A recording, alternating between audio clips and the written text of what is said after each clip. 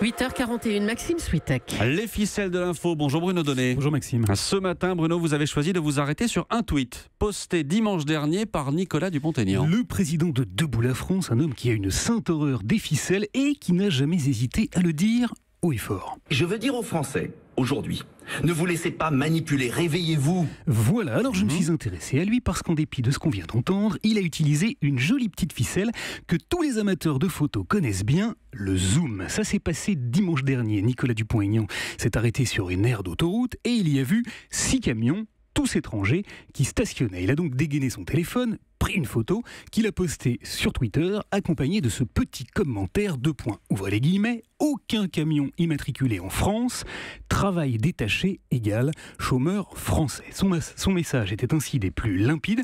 S'il n'y a pas de camion français, c'est bien la preuve que les étrangers piquent le boulot de nos camionneurs à nous. Jusque-là, ça semble assez implacable, Bruno. Où est donc le problème et où se situe la grosse ficelle du jour ? Eh bien, le problème, Maxime, c'est que Nicolas Dupont-Aignan a oublié de nous rappeler dans son tweet que le dimanche, les poids lourds ont interdiction de circuler sur les routes françaises. C'est Patrick Blaise, le secrétaire général de la branche route de la CFDT, le syndicat majoritaire chez les routiers, auquel j'ai passé un petit coup de fil hier soir pour vérifier tout ce que je suis en train de vous dire, qui me l'a confirmé. Il leur est défendu de rouler entre le samedi 22h et le dimanche 22h. Du coup, que se passe-t-il ?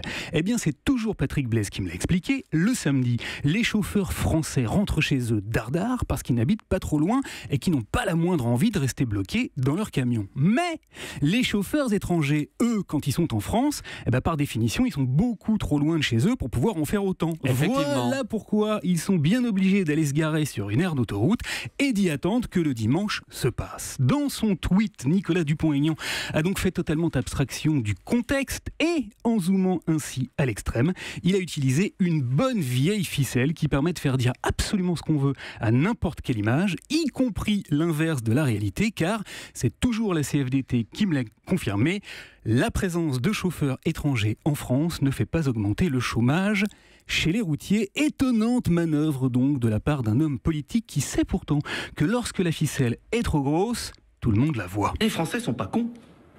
Beaucoup moins que leurs hommes politiques. Bonne journée. Bonne journée Bruno Donnet, c'était les ficelles de l'info. Europe.